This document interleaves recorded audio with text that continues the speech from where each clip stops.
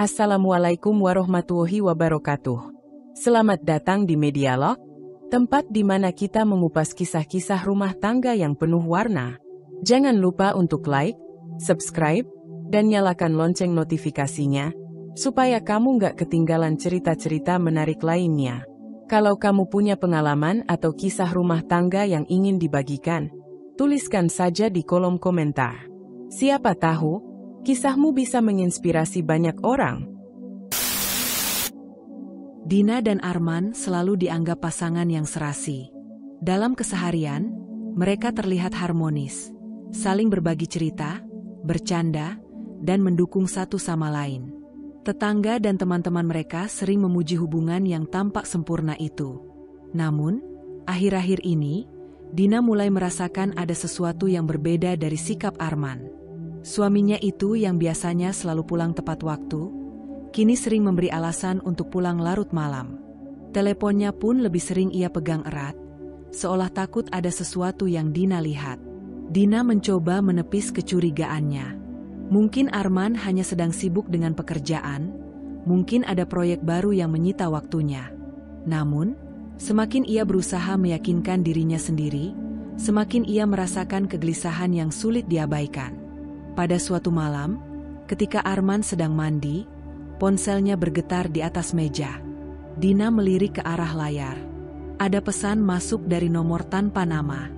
"Kapan kita bisa bertemu lagi?" Jantung Dina berdegup kencang. Tangannya gemetar saat mencoba meredam pikirannya yang mulai berkelana ke berbagai kemungkinan. Apakah semua kebahagiaan yang selama ini ia yakini hanyalah ilusi? Sejak saat itu, kecurigaan Dina semakin besar. Ia mulai memperhatikan setiap gerak-gerik Arman dengan lebih saksama, mencari petunjuk yang bisa mengungkap kebenaran. Apakah perubahan sikap Arman hanyalah perasaannya saja, ataukah ada sesuatu yang benar-benar ia sembunyikan? Dina menatap layar ponsel di tangannya. Bukti itu begitu jelas. Chat mesra, foto-foto yang diambil diam-diam, bahkan percakapan tentang pertemuan mereka di sebuah hotel. Nama itu kini terpatri di pikirannya, Sinta. Napasnya terasa berat, dadanya sesak, seolah ada pisau yang menikam tepat di hatinya. Selama ini, ia bertahan dengan harapan bahwa semua hanya prasangka, bahwa mungkin Arman hanya sibuk dengan pekerjaan. Namun, kenyataan di depan matanya terlalu menyakitkan untuk disangkal. Dina menggigit bibirnya, menahan air mata yang menggenang. Ia ingin menangis, ingin berteriak, ingin menghancurkan sesuatu, tapi ia memilih diam. Dia tidak akan menangis untuk seorang pengkhianat. Dengan tangan gemetar, ia mengembalikan ponsel Arman ke tempat semula. Suaminya masih di kamar mandi, tak menyadari bahwa rahasianya kini telah terungkap. Dina menatap bayangannya di cermin. Perempuan kuat yang selalu ia kenal kini menatap balik dengan mata penuh luka. Namun, di balik kesedihan itu, ada api yang menyala, api kemarahan, api tekad. Ia tidak akan langsung mengonfrontasi Arman. Tidak sekarang. Tidak saat emosinya masih bergejolak. Ia harus berpikir jernih. Jika Arman bisa bermain di belakangnya, maka ia juga bisa menunggu saat yang tepat untuk membalas. Malam itu, Dina tidur di samping Arman seperti biasa, meskipun hatinya telah hancur berkeping-keping. Tangannya terkepal di bawah selimut, menahan semua perasaan yang ingin meledak. Dia akan menunggu. Dan saat waktunya tiba, Arman akan menyesali semua perbuatannya. Dina duduk di meja kerjanya, jemarinya dengan lincah membolak-balik lembaran dokumen yang baru saja diterimanya dari bagian HRD. Daftar kandidat pelamar kerja untuk posisi asisten pribadi manajer terpampang jelas di hadapannya. Ia membaca satu persatu nama, mencermati setiap detail pengalaman dan latar belakang mereka.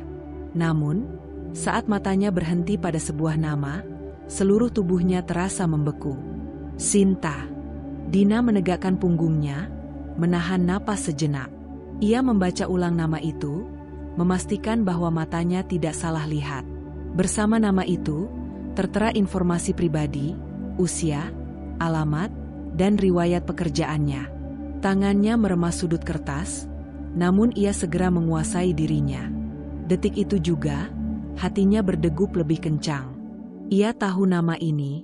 Ia mengenal nama ini. Ini adalah perempuan yang telah merebut suaminya.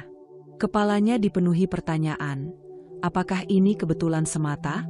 Apakah Sinta benar-benar ingin bekerja di perusahaan ini? Atau ada motif lain di baliknya? Apapun jawabannya, satu hal yang pasti, ini adalah kesempatan emas yang tidak boleh ia lewatkan. Dina meraih ponselnya dengan tenang, mengetik pesan singkat kepada seorang rekan di bagian HRD. Bisa berikan aku detail lebih lanjut tentang kandidat bernama Sinta? Aku tertarik untuk mewawancarainya sendiri. Beberapa menit kemudian, ia menerima balasan berisi informasi tambahan, termasuk riwayat pekerjaan dan kontak Sinta. Dina menghabiskan sore itu untuk menggali lebih dalam.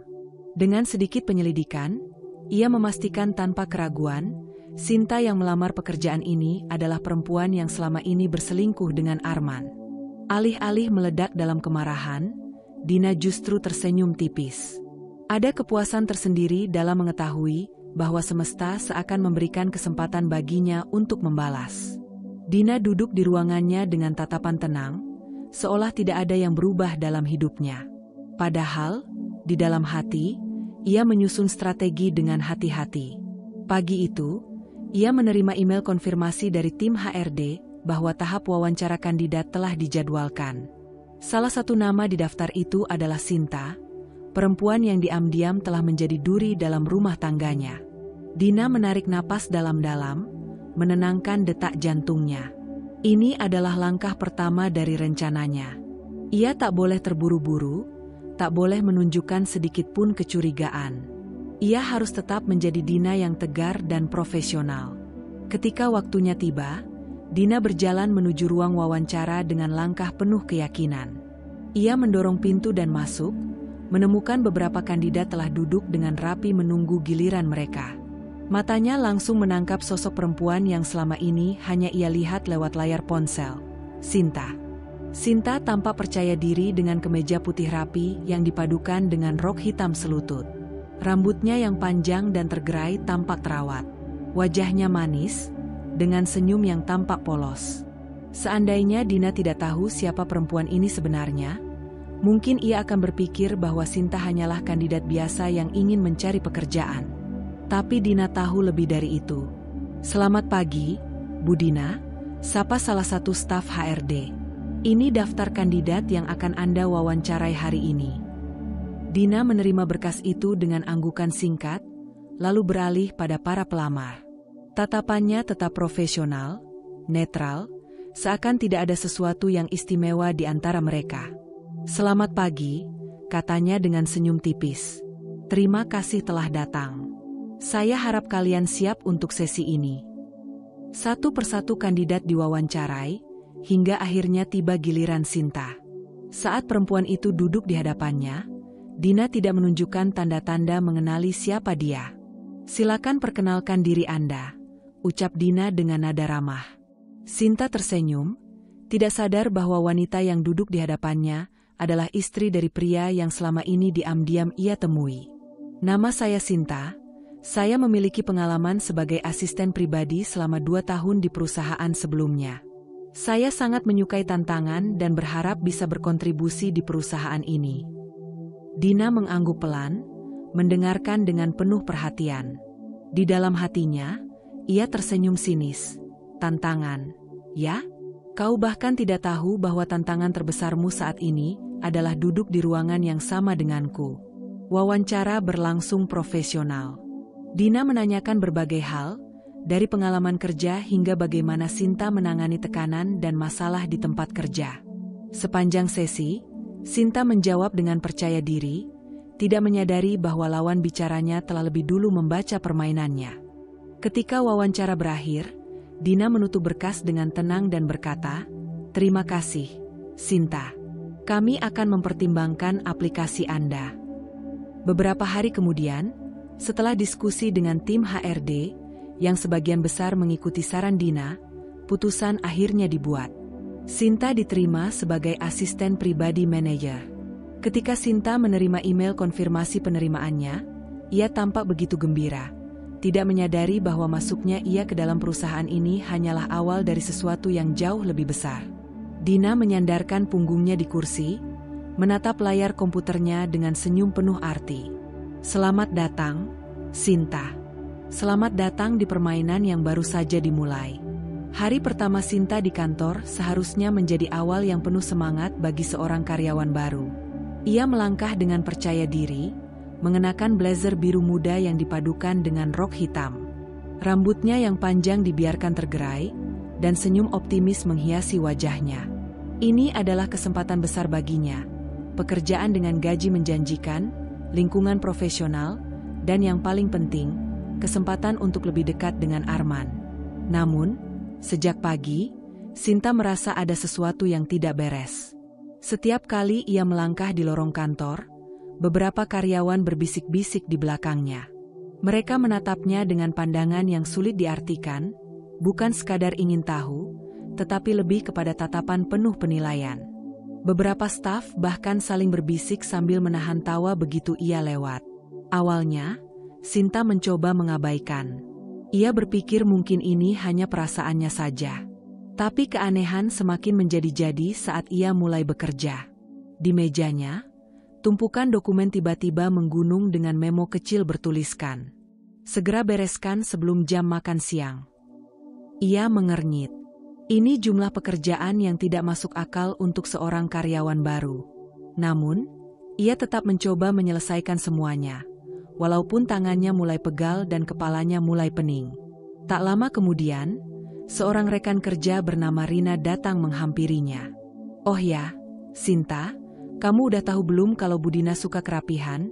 Katanya dengan nada manis namun penuh arti. "Semua meja asisten harus rapi banget.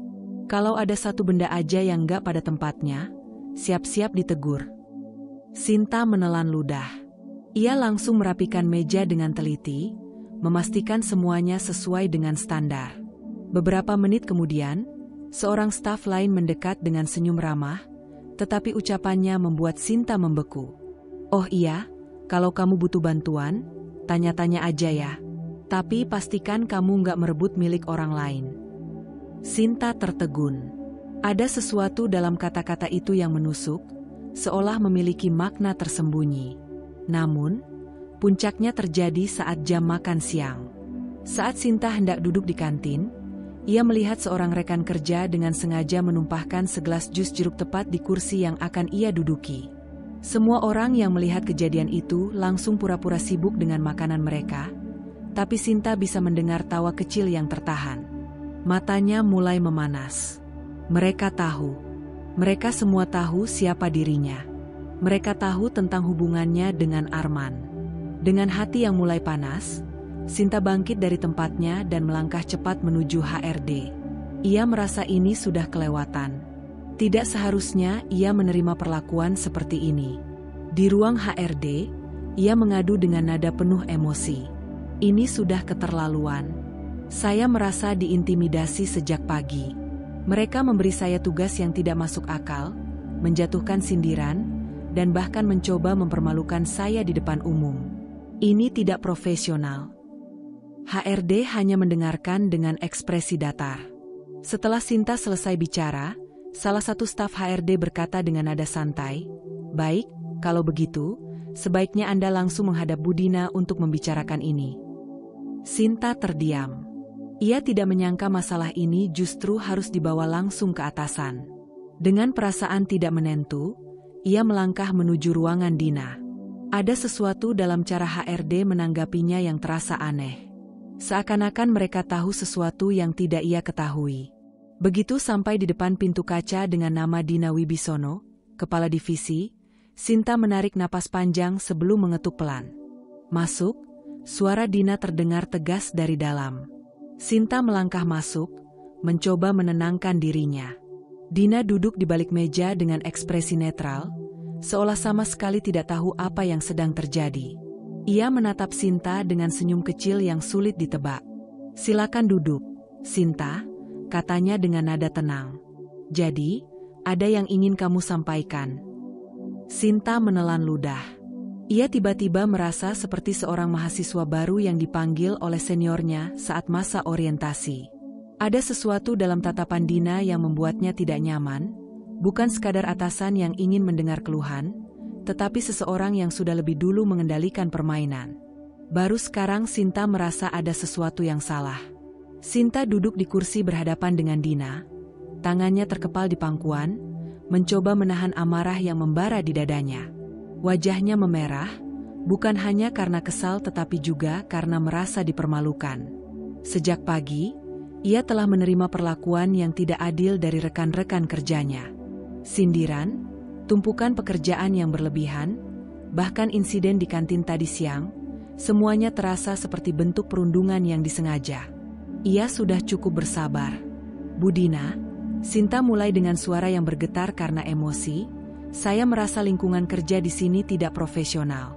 Saya datang ke sini untuk bekerja, bukan untuk diintimidasi atau dihakimi. Dina tidak langsung merespons. Ia hanya menatap Sinta dengan ekspresi datar, seakan membiarkannya meluapkan semua kekesalannya terlebih dahulu.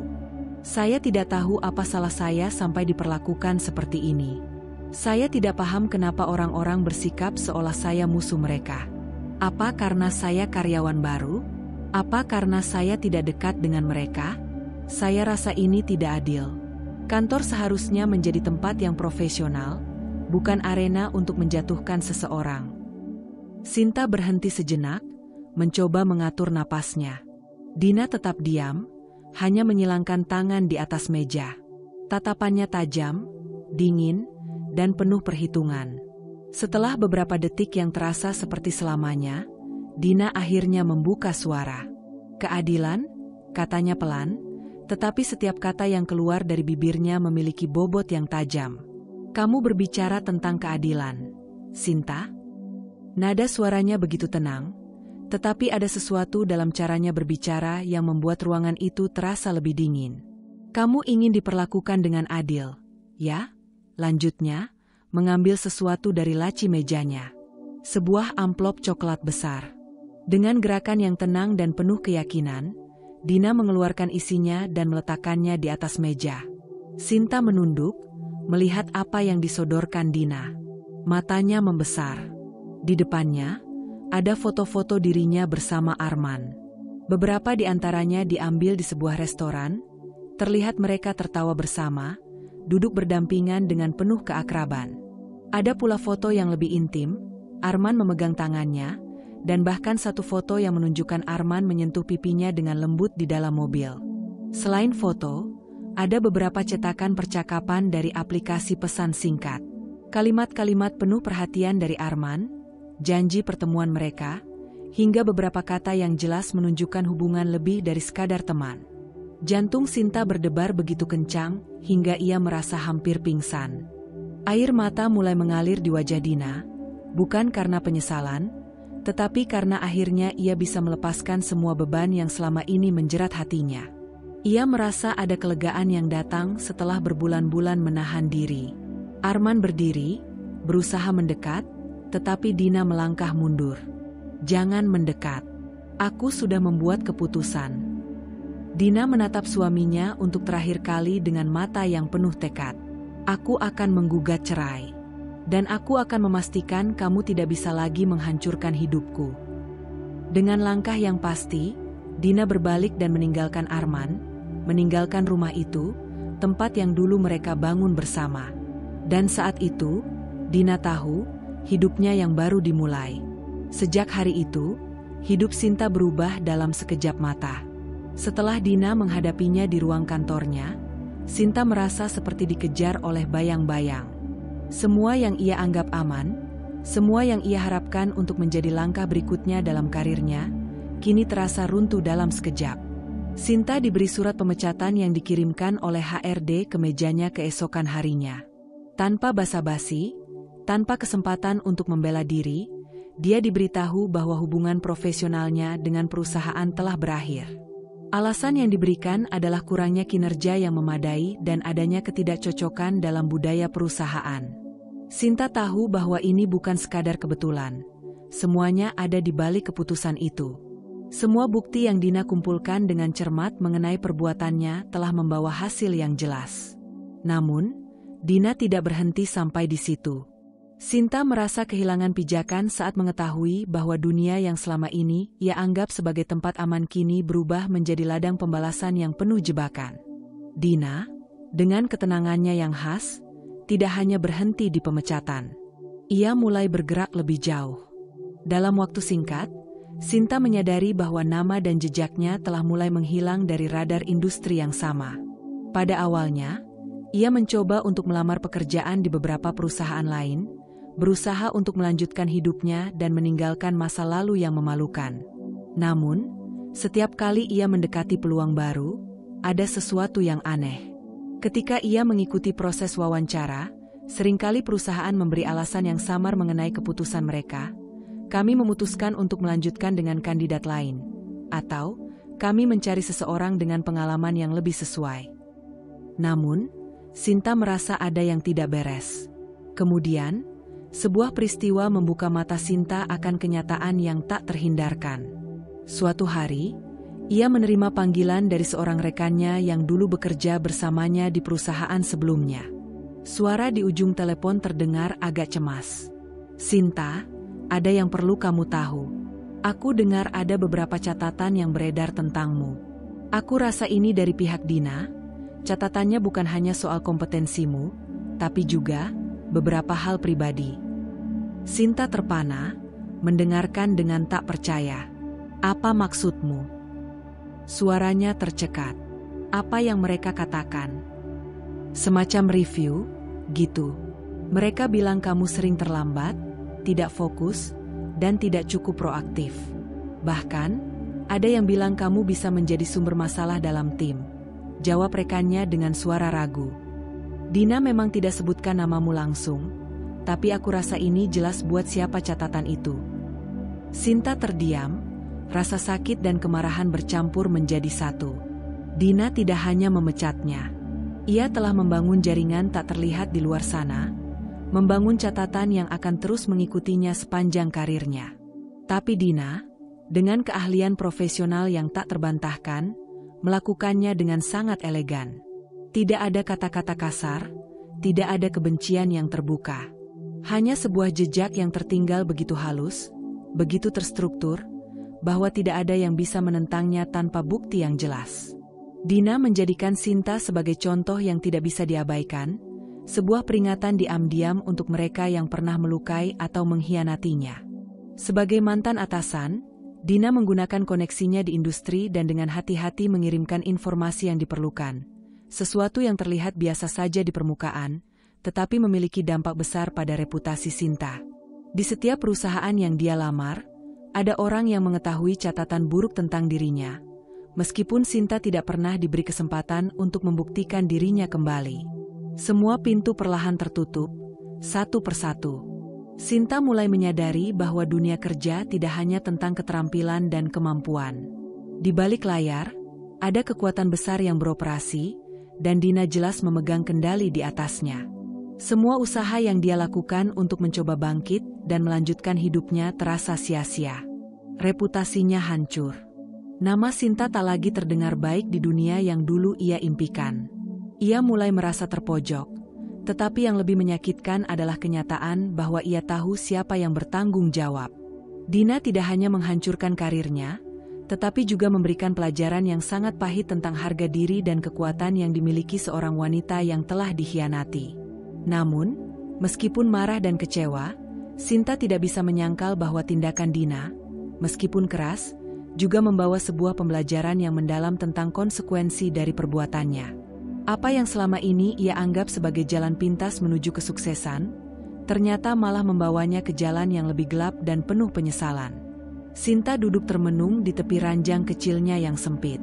Ruangan apartemennya yang dulunya terasa nyaman kini terasa semakin sesak.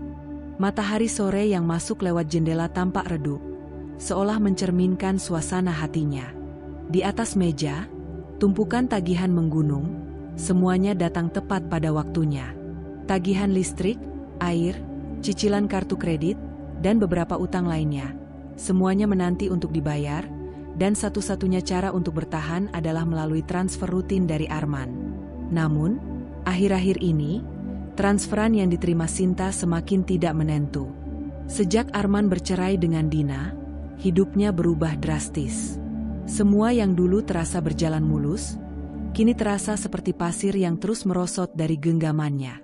Harta gonogini yang harus dibayar pada Dina telah menguras hampir seluruh kekayaan Arman. Sinta memeriksa rekening banknya lagi, kali ini dengan rasa cemas yang kian menggelayuti pikirannya. Hanya ada sedikit saldo yang tersisa, dan transfer yang biasanya datang tepat waktu kini terlambat 2 hari. Ketika ia menelepon Arman, suaranya terdengar cemas. "Arman, ada apa? Kenapa uangnya belum masuk? Aku butuh untuk bayar semua ini." Sinta hampir berteriak. "Aku tidak tahu bagaimana caranya kalau kamu tidak kirim uang lagi." Di sisi lain, suara Arman terdengar kacau dan penuh kecemasan. "Sinta, aku sedang menghadapi masalah besar. Dina mengambil hampir semua yang aku punya, dan aku juga harus memenuhi beberapa kewajiban yang harus aku selesaikan. Aku tidak bisa memberi kamu seperti yang dulu lagi." Sinta terdiam, rasa marah dan ketakutan mulai bercampur. "Kamu pikir aku tidak tahu itu? Kamu pikir aku peduli dengan masalahmu dengan Dina? Ini bukan tentang kamu, Arman. Ini tentang aku. Aku tidak bisa hidup seperti ini." Arman mencoba menenangkan Sinta, tetapi jelas ada kekhawatiran di suaranya. "Aku akan usahakan, Sinta. Aku tahu ini berat, tapi aku butuh waktu. Aku tidak bisa memberikan semuanya secepat yang kamu mau." Sinta meletakkan telepon dengan keras, meremas tangan hingga gemetar. Ia merasa dunia seakan runtuh di sekitarnya. Semua impian dan harapannya tentang kehidupan yang lebih baik bersama Arman kini tinggal puing-puing. Ia tahu, di dalam hati, bahwa semuanya sudah mulai retak. Setelah pemecatan dari pekerjaan dan kini Arman yang tidak lagi bisa memenuhi kewajibannya, Sinta merasa seperti berada di ujung jurang. Tidak ada yang tersisa, kecuali rasa kesal dan kebingungan. Bagaimana mungkin ia bisa terus hidup dengan segala hutang dan tagihan yang menggunung jika sumber keuangannya mengering? Beberapa hari setelah itu, Sinta mencoba menghubungi Arman lagi. Teleponnya berbunyi 2 kali sebelum akhirnya Arman mengangkat dengan suara yang lemah. "Sinta, aku sedang berusaha keras. Beri aku waktu. Aku akan cari jalan keluar." Sinta hampir tidak bisa menahan amarahnya. "Jalan keluar? Arman, aku tidak mau mendengar alasan lagi. Kamu sudah merusak hidupku. Aku sudah memberikan segalanya untukmu, dan sekarang, kamu hanya bisa beralasan tentang uang dan masalah dengan Dina. Aku tidak peduli dengan itu. Aku butuh uang. Aku butuh hidup yang layak." Arman tidak bisa berkata apa-apa. Ia hanya terdiam, seolah kesulitan mencari kata-kata yang tepat. Sinta bisa merasakan ketegangan yang semakin meningkat di antara mereka, seperti sebuah hubungan yang mulai terkulai, retak di setiap bagian. "Dina sudah menghancurkan hidupmu, dan sekarang kamu menghancurkan hidupku juga," kata Sinta dengan suara bergetar, meskipun ia mencoba keras untuk mengendalikan amarahnya. Namun, kali ini Arman tidak membalas. Ia tahu, Sinta sudah tidak bisa lagi diterima dalam hidupnya. Semua yang mereka bangun bersama sudah hancur, dan meskipun ia merasa bersalah, Arman tidak tahu bagaimana lagi cara untuk menenangkan Sinta. Sinta melemparkan telepon ke atas tempat tidurnya dan menatap langit-langit dengan tatapan kosong. Ia merasa terjebak dalam keadaan yang tidak ada jalan keluarnya. Apa yang dulu terasa mudah, kini terasa seperti beban yang tak tertahankan. Ia merasa bahwa, meskipun Arman mencintainya, tidak ada yang bisa mengubah kenyataan ini. Ia merasa dikhianati, tidak hanya oleh Arman, tetapi juga oleh dirinya sendiri yang begitu tergantung padanya. Dengan gemetar, Sinta menatap langit-langit dengan penuh keputusasaan. Semua yang ia miliki kini terancam hilang. Ia tidak punya pekerjaan, keuangan yang menipis, dan hubungan yang semakin rapuh. Sinta hanya bisa merasakan rasa sakit yang begitu dalam, bukan hanya karena keuangan yang semakin menipis, tetapi juga karena kenyataan bahwa ia berada di ujung jalan. Kini, ia menyadari tak ada lagi yang tersisa. Sinta terbangun dengan kepala yang berdenyut. Suara jam waker yang berdetak keras terasa mengganggu kesadarannya yang masih terjaga setengah tidur. Matanya terbuka perlahan. Namun sekejap kemudian ia teringat akan kenyataan pahit yang menyelimuti hidupnya. Apartemennya yang sempit, berantakan, dan kotor, penuh dengan barang-barang yang belum tertata. Tidak ada lagi semangat untuk merapikan. Hari-harinya terasa seperti sebuah siklus tanpa akhir. Bangun, merasa kelelahan, berlarut-larut dalam rasa putus asa, dan kemudian kembali tidur di malam hari, hanya untuk memulai lagi. Sinta sudah tidak lagi mengenal waktu. Semua rasa kehilangan dan kebingungannya menciptakan ruang hampa dalam hidupnya. Uang yang semula datang dengan mudah melalui Arman kini semakin langka. Sinta sudah mencoba segala cara untuk bertahan. Tetapi semakin lama, semakin ia merasa terperangkap dalam lingkaran setan yang terus menghancurkannya. Ia tidak punya pekerjaan, dan setiap pintu yang ia coba buka selalu tertutup rapat. Berulang kali ia mencoba mencari pekerjaan baru, tapi tanpa pengalaman yang relevan dan tanpa koneksi yang kuat, ia tak pernah mendapat panggilan. Pernah sekali ia mengirimkan lamaran ke sebuah perusahaan, hanya untuk menerima email penolakan yang dingin beberapa hari setelahnya.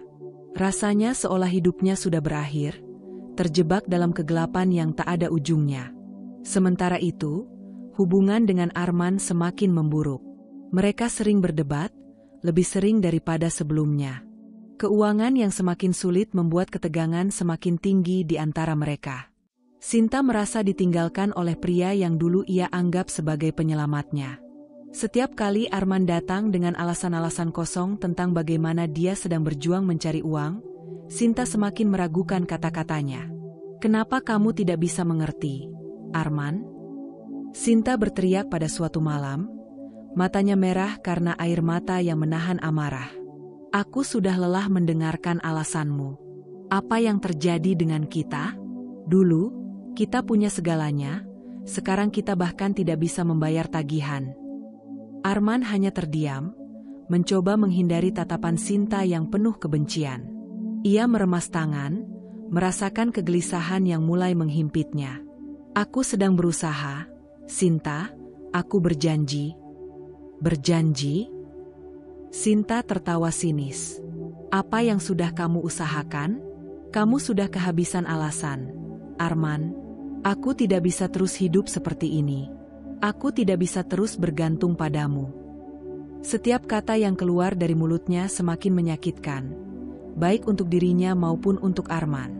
Sinta merasa cemas akan masa depan yang semakin suram. Ia tidak tahu bagaimana caranya bisa keluar dari situasi ini. Ia merasa seperti kehilangan pegangan, kehilangan segala yang selama ini ia anggap sebagai harapan. Namun yang lebih menyakitkan adalah kenyataan pahit yang mulai ia sadari. Arman bukan pria yang bisa diandalkan. Ia telah melihatnya. Saat Arman tidak dapat memenuhi kewajibannya, saat Arman lebih memilih mencari alasan daripada mencari solusi, dan saat Arman terus mengabaikan kebutuhan Sinta yang semakin mendesak. Sinta mulai merasakan kepahitan yang lebih dalam, kesadaran bahwa ia telah mengorbankan banyak hal untuk pria yang tidak bisa memberinya apa-apa selain janji kosong. Ia tahu bahwa, pada akhirnya, Arman tidak pernah benar-benar mencintainya. Mereka berdua terjebak dalam hubungan yang tidak lagi sehat, tidak ada lagi rasa saling mendukung. Pada suatu malam, setelah bertengkar hebat, Sinta duduk sendiri di sudut apartemennya. Tangannya terpegang erat pada foto-foto lama yang dulu memperlihatkan mereka berdua yang bahagia, foto-foto yang kini terasa seperti kenangan yang sudah terkubur. Dia menatap foto-foto itu dengan penuh penyesalan, tetapi ia tahu, apapun yang terjadi, sudah tidak ada lagi jalan kembali. Ia sudah jauh tersesat dalam kehidupan yang ia bangun sendiri, dan kini tidak ada lagi cara untuk keluar dari lingkaran ini. Ia memikirkan masa depan yang penuh ketidakpastian, dan perlahan-lahan ia merasakan keputusasaan menyelimuti seluruh dirinya. Tidak ada yang tersisa. Arman, yang dulu menjadi penyelamatnya, kini hanya menambah beban hidupnya. Sinta merasa terjebak. Terlalu terlambat untuk kembali ke kehidupan yang normal, tetapi tidak tahu bagaimana melangkah keluar dari semua ini. Akhirnya, Sinta hanya bisa menatap kosong ke arah langit-langit kamar, merasa seolah-olah dunia sedang berputar begitu cepat, sementara dirinya tetap terperangkap di dalamnya. Dina berdiri di depan cermin di ruang kerjanya, menatap refleksinya dengan penuh kepuasan. Sudah lama sejak ia merasa sekuat ini, sejak ia mengambil keputusan besar yang mengubah hidupnya. Dunia yang dulunya terasa penuh dengan pengkhianatan dan kebohongan kini tampak lebih terang, lebih jelas, dan lebih penuh dengan potensi. Dina tahu bahwa hidupnya telah berubah selamanya, tetapi bukan karena dia kalah atau terluka. Sebaliknya, dia merasa seperti orang yang baru lahir kembali, seseorang yang kini bisa melangkah tanpa beban masa lalu yang menghalangi. Dia tidak pernah lagi menoleh ke belakang. Tidak ada ruang untuk penyesalan dalam hidupnya sekarang. Semua yang dulu menyakitkan, semua yang pernah mengganggu jiwanya, kini hanya menjadi kenangan yang pudar, hampir tidak terlihat lagi. Dalam setiap langkahnya, Dina menunjukkan ketenangan yang luar biasa, seolah tak ada yang bisa menghentikannya. Dia telah memilih untuk melangkah maju, berfokus pada dirinya sendiri, karir, dan impian yang sudah lama ia pendam. Sebagai wanita yang kini berada di puncak karirnya, Dina tidak hanya berhenti di sana. Setiap tantangan baru yang datang justru semakin menambah hasratnya untuk sukses. Dia memutuskan untuk mengejar posisi yang lebih tinggi di perusahaannya, tidak hanya dengan kerja keras, tetapi dengan kecerdasan dan strategi yang matang. Dina tahu persis apa yang dia inginkan, dan dia memiliki kekuatan untuk mendapatkannya. Tanpa Arman, tanpa rasa sakit, tanpa ikatan yang dulu mengikatnya, Dina meraih kesuksesan lebih cepat dari yang dibayangkan banyak orang. Ia memimpin proyek-proyek besar dengan cakap, menghadapi rekan kerja dengan percaya diri, dan bahkan mendapatkan pujian dari atasan yang sebelumnya mungkin menganggapnya hanya sebagai istri dari seorang eksekutif. Namun, kini, dia adalah Dina yang mandiri, seorang wanita yang berdiri tegak di kakinya sendiri, tanpa perlu membuktikan apapun kepada siapapun. Dalam setiap kesempatan, Dina tidak pernah membiarkan emosi menguasai dirinya. Balas dendam yang ia rencanakan bukanlah bentuk pembalasan yang gegabah atau penuh kemarahan. Tidak ada amarah yang menguasai dirinya. Sebaliknya, Dina memilih untuk melakukannya dengan cara yang lebih elegan dan jauh lebih efektif. Dia tahu bahwa Arman dan Sinta akan jatuh. Dan itu akan terjadi bukan karena Dina melakukan sesuatu yang kejam, tetapi karena mereka akan merasakan akibat dari perbuatan mereka sendiri. Sinta, yang kini hidup dalam kesulitan dan keterpurukan, tidak tahu bahwa Dina telah menciptakan sebuah jaringan ketidakpastian yang membuatnya terus terjepit. Nama Sinta yang dulu beredar di perusahaan-perusahaan besar kini, menjadi satu yang dihindari. Setiap kali ia mencoba melamar pekerjaan baru, ada bayang-bayang Dina yang menggantung di setiap keputusan. Dina tidak perlu mengatakan apapun untuk membuat Sinta terpojok. Semua keputusan yang ia ambil sebelumnya telah menciptakan lingkaran yang tak bisa dilewati oleh Sinta. Dan Arman, tak berbeda jauh.